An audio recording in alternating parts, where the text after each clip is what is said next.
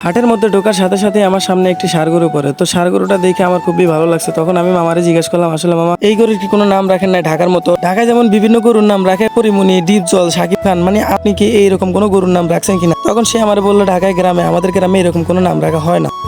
Hello viewers, আসসালামু আলাইকুম, welcome back new another video. So viewers, কেমন আছেন সবাই? আশা করছি অনেক ভালো আছেন। তো গাইজ, আমিও আলহামদুলিল্লাহ অনেক ভালো আছি। তো গাইজ, আমি আজকে কোথায় যাচ্ছি আপনারা ইন্ট্রো দেখে অবশ্যই বুঝে গেছেন। আমাদের গ্রামের সাপ্তাহিক গরুর হাট বা সাপ্তাহিক বড় বাজার, যেটাই বলেন না কেন, গ্রামে যে হাট বাজার গুলো বসে, গ্রামীণ হাট বাজার, আমি নিজে ঘুরে ঘুরে দেখবো এবং আপনাদেরকেও দেখানোর চেষ্টা করব। আজকে মূলত হচ্ছে শুক্রবার, আর এই শুক্রবারই হচ্ছে কোরবানির পশুর হাটের জন্য লাস্ট বাজার। আর বাজারে যাইতে যাইতে আমার দুইটা ভাইয়ের সাথে দেখা হয়ে যায়। দুইটাই আমার ছোট ভাই, ক্লোজ ছোট ভাই। একটা নাম মাসুম আর একটা নাম মুকসেদ। আর মাশাআল্লাহ, দেখতে যেমন সুন্দর, তাদের মনগুলো অনেক সুন্দর। গরুর হাটে ঢোকার আগে আমার বিখ্যাত একটা জিনিসের সাথে দেখা হয়ে যায়, আর এই জিনিসটা হচ্ছে গরুর গোবর। এই গরুর গোবর দিয়ে যারা সন্দেশ বানায় খাইতে চান, তারা আমার সাথে যোগাযোগ করেন। আমি আপনাদেরকে ফ্রি ডেলিভারি দিব। গাইস, কথাগুলো আমি মজা করে বলছি, কেউ কিন্তু মাইন্ড করবেন না। আর মাইন্ড করলে কিন্তু আপনাদের বিয়া হইব না। রাইট নাও এখন আমি আসছি গরুর হাটে। এই সেই গরুর হাটে, আর এই গরু। আর আমি এই গরুর হাটে হচ্ছে প্রথম আসছি, কারণ আমার নিজের এলাকা হইলো, আমি এর আগে কখনো গরুর হাটে আমার আসা হয় নাই। আমাদের বাজারের হাটগুলো আসলে ঢাকার মতো না হলেও গ্রাম অনুযায়ী বিশাল বড় এবং অনেক মানুষ দেখা যাইতেছে এখান থেকে। আর গরুগুলো দেখেন, গরুগুলো হচ্ছে আসলে মানুষগুলোর বেশি দেখা যাইতেছে। আজকে যে এত পরিমাণ গরম পড়বে আসলে আমি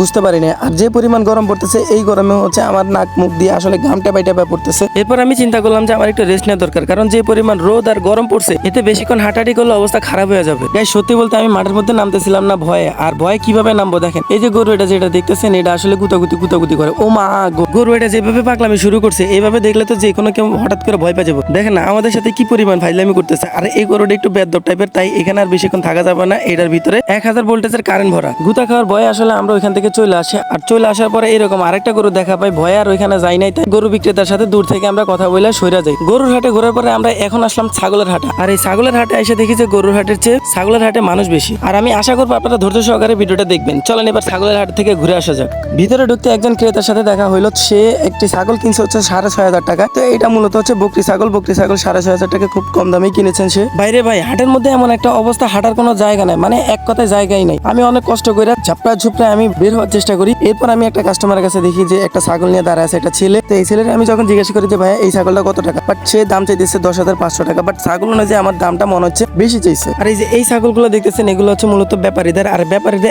এত সালা কম টাকায় ছাগল কিনে অতিরিক্ত লাভে ছাগল বিক্রি করে। ভাইরে ভাই, হাট থেকে বের হওয়ার পরে আমার গলা টলা সবকিছু শুকায় গেছে। আর এর মধ্যে যদি আমি পানি বা অন্য কিছু না খাই, তাহলে আমার অবস্থা পুরাই খারাপ হয়ে যাবে। তো পাশে দেখতেছি যে আখের রস। তো ভাবলাম যে আখের রসটাই খাওয়া যায়। টুকুর টুকুর করে হাঁটতে হাঁটতে আমার কাছে যা জিজ্ঞাসা করলাম, মামা গ্লাস কত করে? মামা বলতেছে 20 টাকা করে গ্লাস। তো তখন ভাবলাম যে আমরা 3-4 জন, যেহেতু আমাদের এক একজনকে একটা করে দেন। ভগর করতে করতে এর মধ্যে আখের রস আলা মামা আমাদেরকে 1 গ্লাস করে আখের রস হাতে ধরায় দেয়। তো যাই হোক, ডগর করে বিসমিল্লাহ করে 1 গ্লাস শরবত এক নিমিষে শেষ করে দেই। শরবতটা খাইতেছি আর চিন্তা করতেছি, এই আখের রসের মধ্যে মনে উনি স্যাকারিন দেয় না, কারণ মিষ্টি কম ছিল। তো গাইজ, আজকের ভিডিওটা এই পর্যন্তই। তো সবাই ভালো থাকবেন, সুস্থ থাকবেন, আর আমার জন্য দোয়া করবেন। আর আমার পেজটা সবাই ধুমায় ফলো করে দিবেন। ভালো থাকবেন, সুস্থ থাকবেন, আল্লাহ হাফেজ।